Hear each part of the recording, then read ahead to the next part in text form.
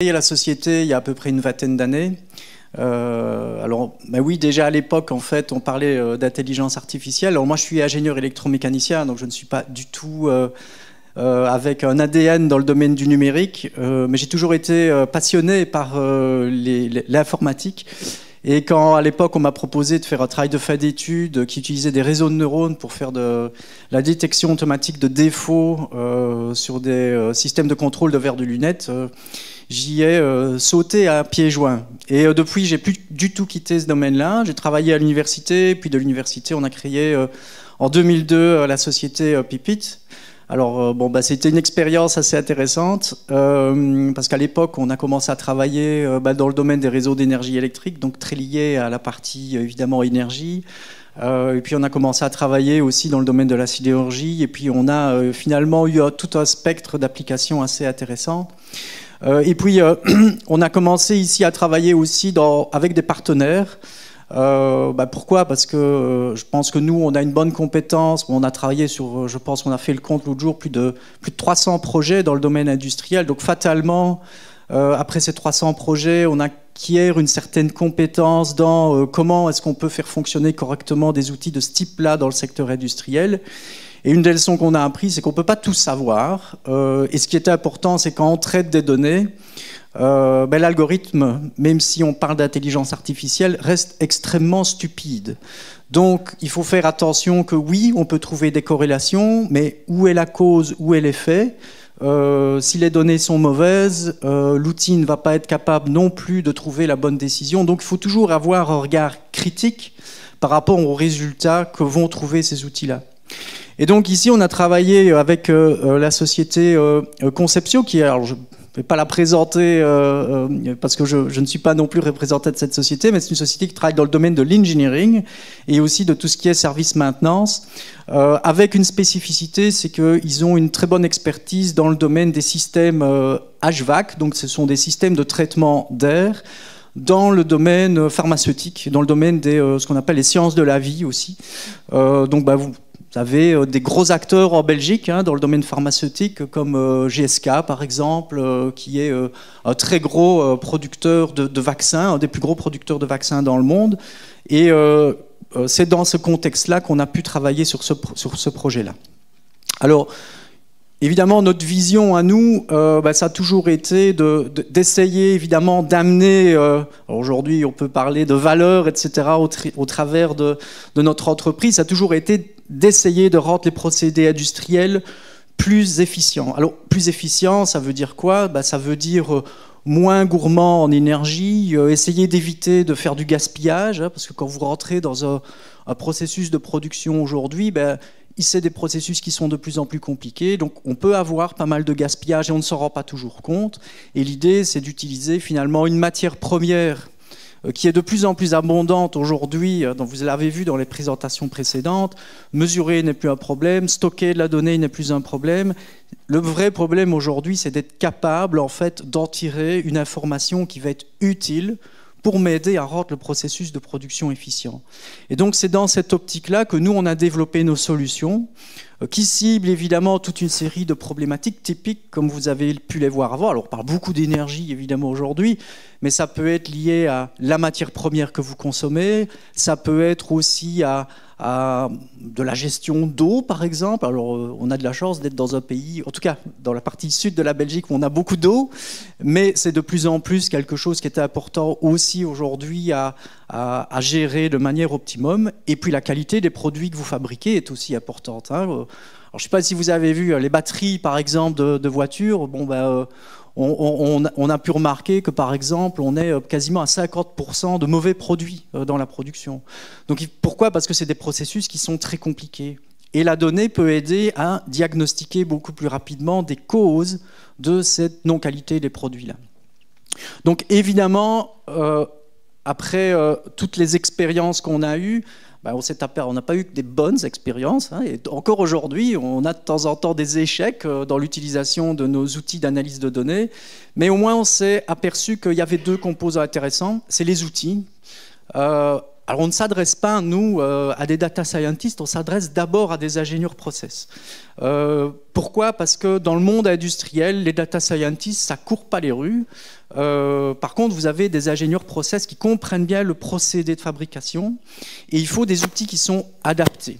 Bon, un ingénieur process, ce n'est pas nécessairement quelqu'un qui va faire du Python, par exemple. Donc, il faut lui donner des outils qui sont adaptés et qui peuvent peut-être pas, comme le disait Florian avant, on ne va pas utiliser du deep learning, mais on va utiliser des modèles qui sont assez robustes pour que je puisse, quelque part, m'améliorer dans la manière dont je gère mon procédé de fabrication.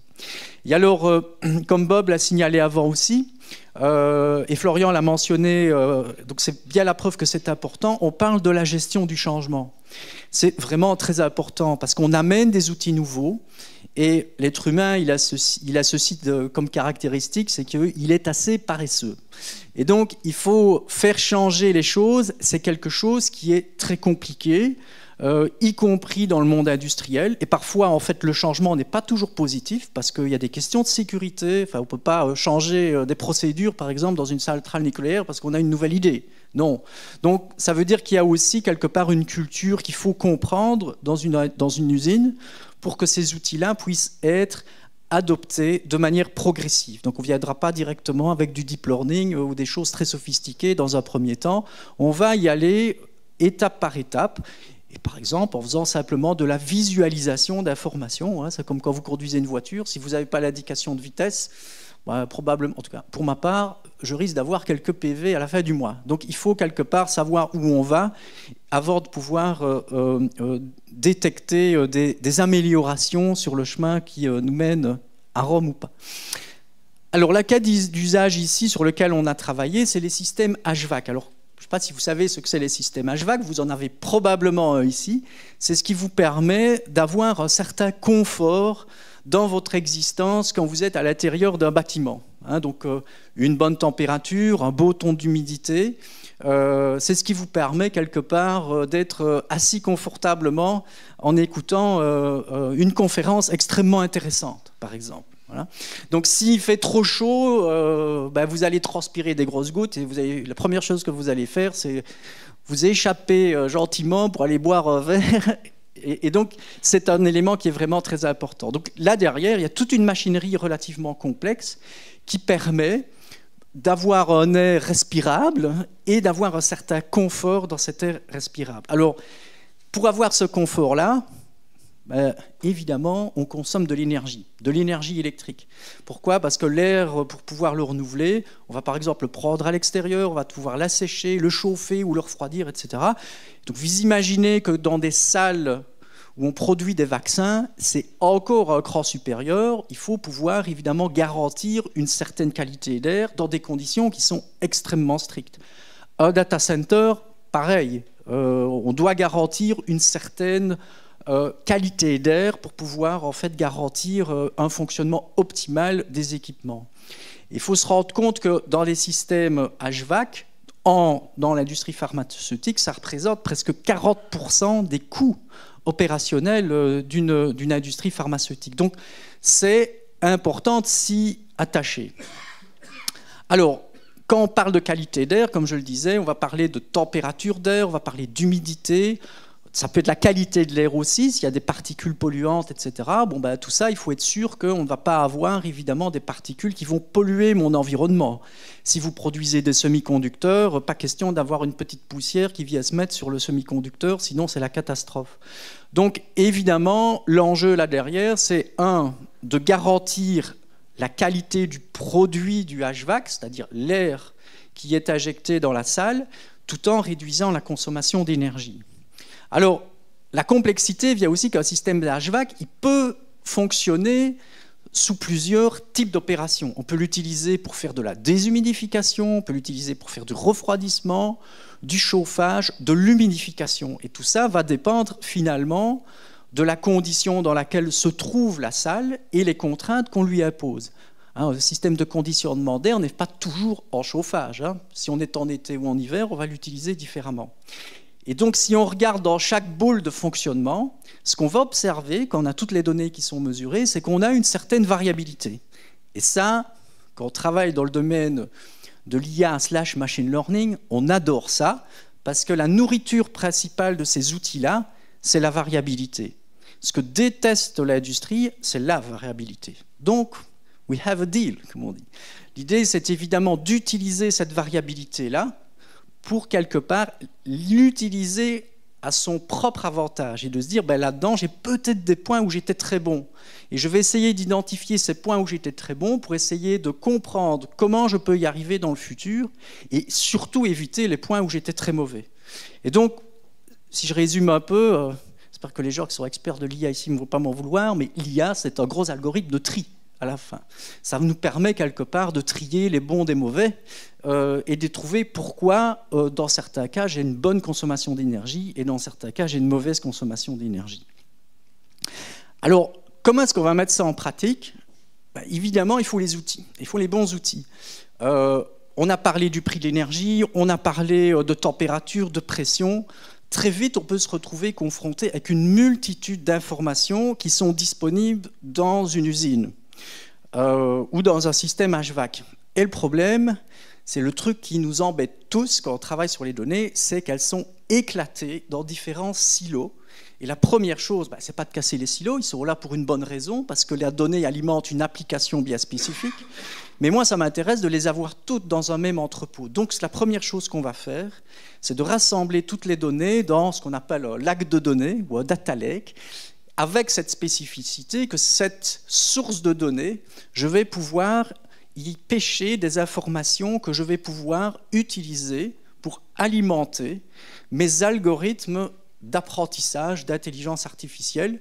Vous en avez déjà vu quelques-uns. Ces machins-là, ils mangent des tables de données. Il faut pouvoir extraire de toutes mes données des tables de données qui sont cohérentes par rapport au processus de production et surtout à la problématique sur laquelle on veut travailler. Et puis après, la première chose qu'on va faire, c'est déjà de visualiser les données et de regarder comment mon processus évolue. Alors ça vous paraît peut-être évident, mais c'est parfois quelque chose qui n'est pas si simple que ça, d'aller chercher rapidement la température historique de l'année dernière, de la corréler avec la température extérieure, par exemple, ou la pression extérieure. Parfois, ce simple exercice-là, qui peut vous sembler évident, n'est pas si simple que ça dans une usine. Et c'est la première chose qu'on va faire, c'est, avant d'améliorer la performance, c'est déjà de la visualiser. Et puis bon, il y a des ingénieurs process qui sont quand même des bons ingénieurs, et c'est de se dire, là, moi, je pense qu'on a surconsommé parce qu'il y a ça et ça. La première chose, c'est déjà de donner les outils qui vont permettre de remonter, un peu comme dans la boîte noire d'un avion, là, il s'est passé un truc. Est-ce que je peux facilement remonter dans le passé pour valider quelle est mon hypothèse de crash, hein? Et donc, c'est tout ça qu'on va pouvoir mettre aussi à disposition dans un premier temps. Et voilà un exemple ici, voilà. Ça, ce n'est pas du tout de l'IA, mais c'est de la visualisation où on voit en fait une vanne qui s'ouvre pour alimenter en eau fraîche et suivie juste après d'une vanne qui s'ouvre pour alimenter en eau extrêmement chaude. Et donc, en fait, la conclusion là qui a été faite, c'est de se dire, oui, mais il y a un problème dans le contrôle, il ne faut peut-être pas brutalement passer du chaud au froid, mais peut-être d'anticiper ce problème-là et de ne pas ouvrir brutalement après avoir fermé brutalement. Donc c'est ce genre de constat-là, qui n'est pas du tout de l'IA, mais qui est simplement des constats qu'on va pouvoir faire en analysant l'historique de données. Et puis après, c'est de calculer les indicateurs de performance, parce que quand vous avez des données brutes, vous n'avez pas encore la performance. Il faut là calculer des indicateurs de performance pour vérifier l'efficacité de mon processus de production. Et ça, il y a des équations mathématiques et des modèles physiques qui existent, il ne faut pas les oublier, et donc on va commencer aussi à mélanger ces modèles-là avec des modèles qui sont plus, on va dire, data-driven, donc c'est-à-dire vraiment pilotés par l'analyse de données. Donc ce qui est connu, on va le réexploiter, et on va compléter ce qu'on ne connaît pas par l'analyse de l'historique des données. Alors quand on utilise les données, évidemment, il faut pouvoir les filtrer parce qu'il y a aussi beaucoup de crasse, entre guillemets, dans les données et on n'apprend pas ces modèles sur des données erronées. Donc il faut pouvoir aussi filtrer facilement toutes ces données-là. Et ça, évidemment, c'est quelqu'un qui connaît le procédé qui doit pouvoir le faire aussi.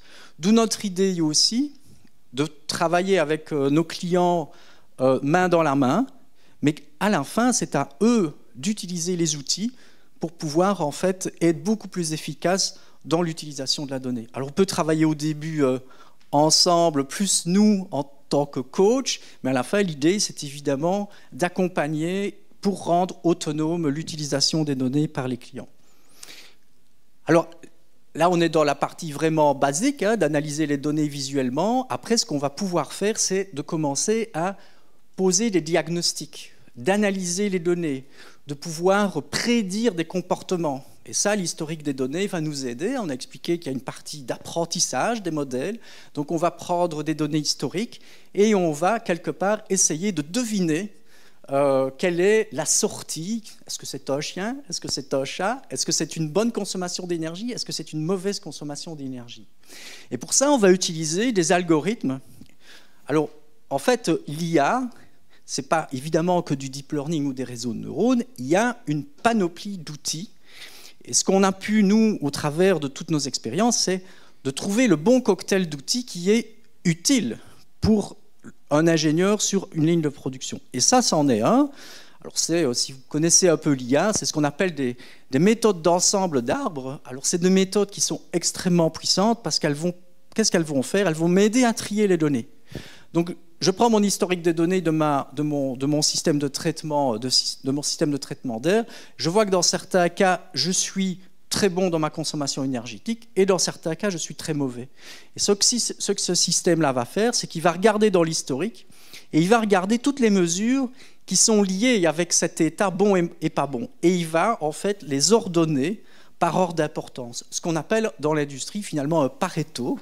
Monsieur Pareto, c'est celui qui a inventé en fait cette visualisation des facteurs qui sont les plus importants, ou en tout cas de la manière de les ranger pour que visuellement on puisse se focaliser sur les plus importants. Alors évidemment, c'est pas suffisant.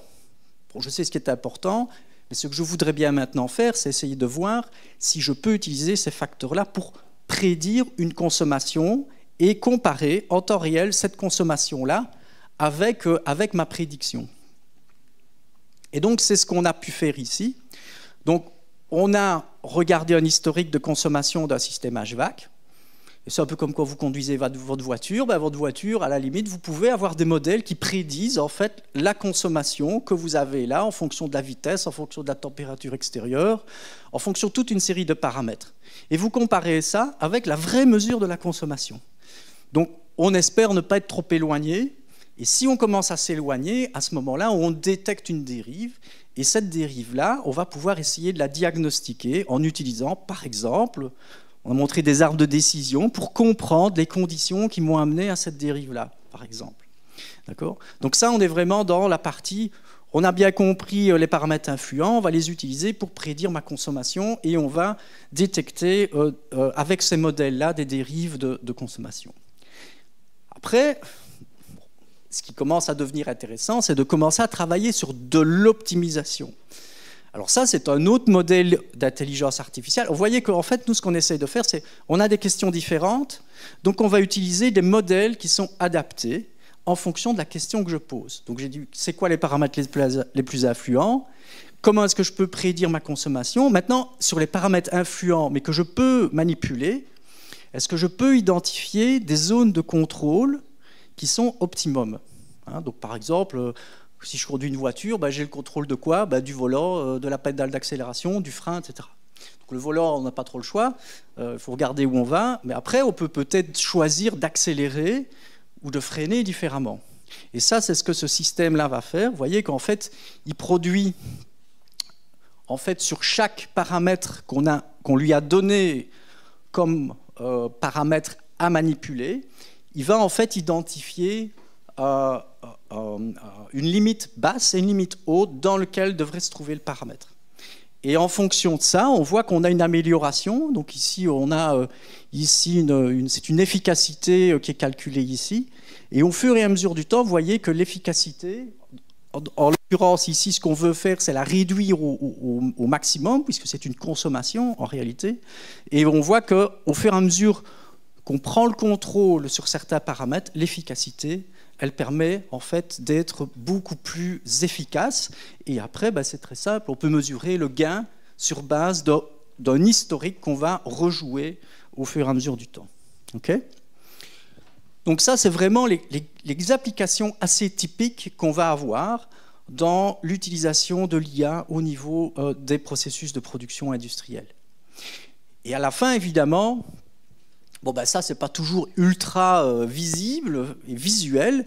Donc ce qu'on va faire, c'est qu'on va pouvoir déployer ces modèles-là de manière à avoir le tableau de bord. Hein. Quand vous conduisez une voiture, vous ne comprenez pas nécessairement, et ce n'est pas votre objectif de comprendre comment tous ces systèmes-là fonctionnent, mais c'est surtout d'avoir les indications principales, de savoir quand il faut faire attention à un événement qui va arriver. Et donc c'est pour ça qu'on va à ce moment-là mettre en place ce qu'on appelle des dashboards, hein, vous en avez déjà vu avant, qui doivent être à ce moment-là connectés aux données temps réel, de manière à faire de l'aide au pilotage. Alors l'idée, c'est de pouvoir aussi avoir des dashboards qu'on va pouvoir faire soi-même aussi, avec une librairie, entre guillemets, de ce qu'on appelle des widgets, hein, qui vont permettre quelque part de visualiser une information de manière simple, de manière à ce que ce soit compréhensible par des personnes qui ne sont, on va dire, pas des ingénieurs process non plus, mais simplement des opérateurs. Et aussi, peut-être, parce que quand c'est facile de créer des dashboards, vous pouvez en avoir 150, mais vous ne pouvez pas regarder tous les dashboards en parallèle. Donc derrière, on a aussi des moteurs qui vont dire, attention, là, il y a quelque chose de pas normal, et c'est ça le but aussi de l'IA, c'est de pouvoir scanner en temps réel tous ces paramètres, de manière à dire, attention, là, j'ai détecté une anomalie, tu devras aller voir ce dashboard-là, parce qu'il y a peut-être quelque chose d'utile qui se passe. Et donc, c'est aussi toute cette mécanique-là qu'on doit mettre en place. Donc, en principe, on peut comprendre que ce soit utile, mais après, il faut aussi pouvoir permettre de productiviser toute cette mécanique-là.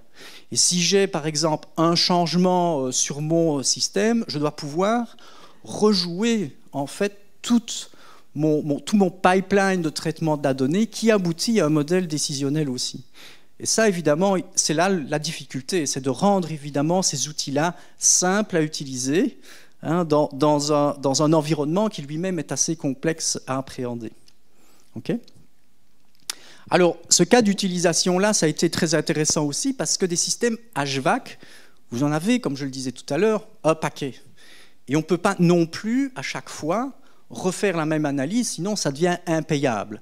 Donc l'idée aussi, c'est de pouvoir créer des templates. Ouais, comme vous avez un template d'envoi, alors première lettre, elle est difficile à faire, mais si vous devez à chaque fois renvoyer une lettre et réécrire tout depuis zéro, ça ne va pas aller. Hein. Donc on a aussi cette mécanique de template-là qui, une fois qu'on a mis en place toutes les équations thermodynamiques et les équations physiques et tout ce qui est préparation de données, on va pouvoir dupliquer ça de manière facile, de manière à ce qu'on réduise évidemment le temps de déploiement de la manière la plus efficace possible. Parce que c'est un des freins dans l'industrie de l'IA, c'est la difficulté de passer à l'échelle et la difficulté aussi simplement de pouvoir comprendre ce que ces outils-là vont faire. Donc on a vu que ça ne sert à rien de mettre des choses très compliquées, parce que si c'est compliqué, on a un risque qu'à un moment donné, ça dérive sans qu'on s'en aperçoive, et donc ça, avec toutes les conséquences que ça a, mais c'est surtout que ce soit des systèmes qui soient transparents et le plus clair possible dans la manière dont ils vont prendre les décisions aussi, et qu'on puisse les mettre à jour relativement facilement. Et donc vous voyez qu'ici, les impacts qu'on a pu générer sont clairement significatifs. Hein. On arrive à une réduction de la consommation d'énergie de 27%. Quand vous voyez que c'était 40% qui représentaient les coûts opérationnels au niveau des HVAC, ça peut vite être quelque chose qui peut amener un impact relativement significatif. Donc ça, c'est vraiment un exemple assez intéressant que j'aurais bien voulu partager. Donc voilà. Est-ce qu'il y a des questions? Est-ce que c'était clair? Je pense que j'ai terminé. Voilà.